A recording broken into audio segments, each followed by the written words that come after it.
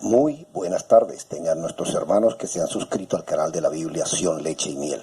Les habla su maestro bíblico, Pedro Rangel. Hoy vamos a tocar un tema que me hacen las preguntas, hermano, ¿cómo se debería hacer un devocional? Un devocional diario, un devocional matutino, ¿cómo empezar el día nuestra relación con el Señor? Bueno, primeramente les invito a abrir sus Biblias, porque tenemos que entendernos por medio de la palabra de Dios, que es lo único que Dios respalda, su palabra. Él es fiel a su palabra, no a lo que interpretemos, a lo que me dijeron, a las costumbres y tradiciones de mi religión. No, Él es fiel a su palabra y dejó un testimonio escrito llamado la Biblia. Nosotros estamos promocionando y le estamos invitando a que descarguen la Biblia Sion, Leche y Miel. Es una aplicación gratuita para que tengan en su bolsillo y en sus mentes y en sus corazones y en su forma de vida la palabra de Dios. En Deuteronomio 9:10 dice Moisés, escribió el Deuteronomio, dice, y Josué me entregó las 2 tablas de piedra escritas por el dedo de Dios, y en ellas he escrito los 10 mandamientos que el Señor les había dicho a viva voz en el monte Sinaí, de en medio del fuego el día de la asamblea. Entonces Dios hizo un pacto con el pueblo de Israel y les escribió los 10 mandamientos con su dedo.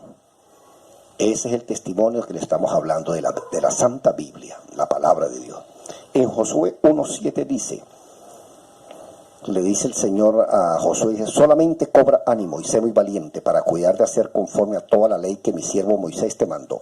No te apartes ni a la derecha ni a la izquierda, para que seas prosperado en todas las cosas que emprendas. Medita de día y noche en la Biblia. Tenla siempre presente en tu boca. Si obras en todo conforme a lo que se prescribe en la ley, prosperarás en el camino y tendrás éxito en todo cuanto te propongas.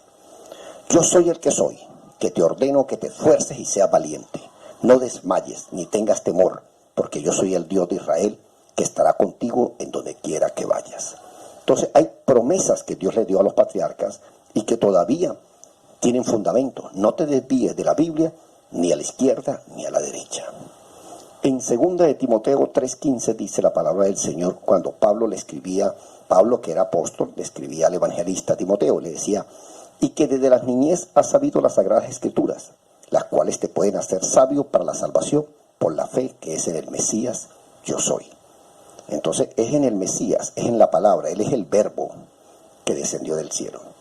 El mismo que le entregó los mandamientos con el dedo escrito a Moisés. Entonces, en 1 Timoteo 4:7 dice, desecha las fábulas paganas y lo que no tenga el fundamento de la palabra de Dios.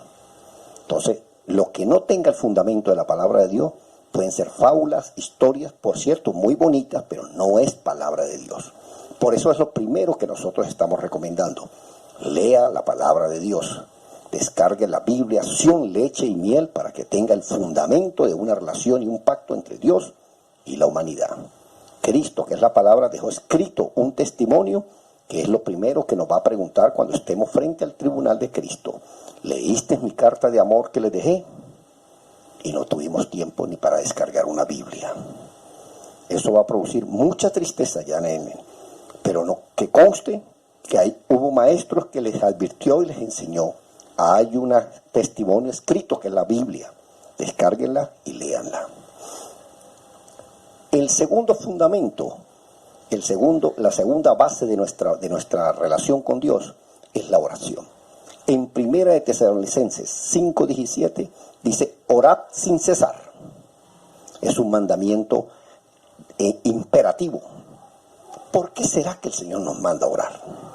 ¿Es que al Señor le gusta que le estén recordando constantemente las cosas? Pues en Lucas 23:28, cuando el Señor iba camino al Calvario, dice que había unas mujeres que lloraban y hacían lamentaciones por Él. Pero yo soy el Señor, el Mesías, estando en su condición de hijo de hombre, como uno de nosotros, así hecho de esta carne semejante al ser humano, vuelto hacia ellas les dijo, hijas de Jerusalén, no lloren por mí, sino lloren por ustedes mismas y por sus hijos. Entonces la oración es un clamor y una súplica para que nosotros podamos demostrarle al Señor nuestro deseo de que si le estamos clamando, suplicando, gimiendo por alguna necesidad, alguna esclavitud, en el cual somos inclinados a lo malo, le demostremos al Señor que queremos salir de ese círculo vicioso. Por eso la oración es importante. Pero hay que sentarse a meditar qué estamos orando, a qué Dios le estamos orando. Así como criticamos a los paganos cuando le oran a un palo, a una estatua, nosotros también como lectores de la palabra tenemos que saber a qué Dios le estamos orando. Porque Israel en su época de Elías le oraba a Baal y no escuchó a los 450 profetas que respaldaban al presidente, al rey de aquella época, que era Acab. Y el profeta Elías tenía razón, y 7,000 personas nada más del pueblo de Israel no habían doblado rodillas ante un Dios extraño, un Dios que no era el Dios de los hebreos. El otro punto fundamental es el ayuno, que es el afligir el alma. Cuando nosotros nos abstenemos de alimento para tener fuerza de voluntad, carácter, disciplina, si nosotros logramos por lo menos cumplir el pacto al Señor de no desayunar, o de almorzar, o de cenar, o de cuántos días de ayuno nos propongamos, eso nos forma el carácter.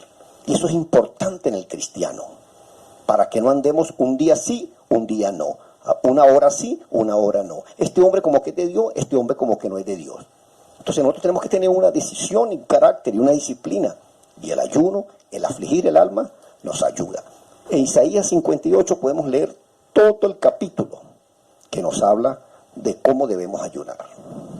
Por ejemplo, en el 58:3 dice, porque dicen ayunamos y ni Dios se enteró, humillamos nuestras almas y no se dio cuenta.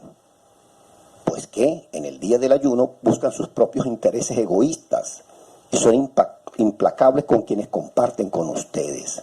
Para contender y debatir la escritura, dejando enemistades, es que ayunan, y para imponerse con fuerza, inicuamente. ¿Acaso el ayuno que yo escogí es ser visto por los demás, que pase el día con su rostro de afligido el ser humano, que incline su cabeza como junco y haga una cama de luto y de ceniza?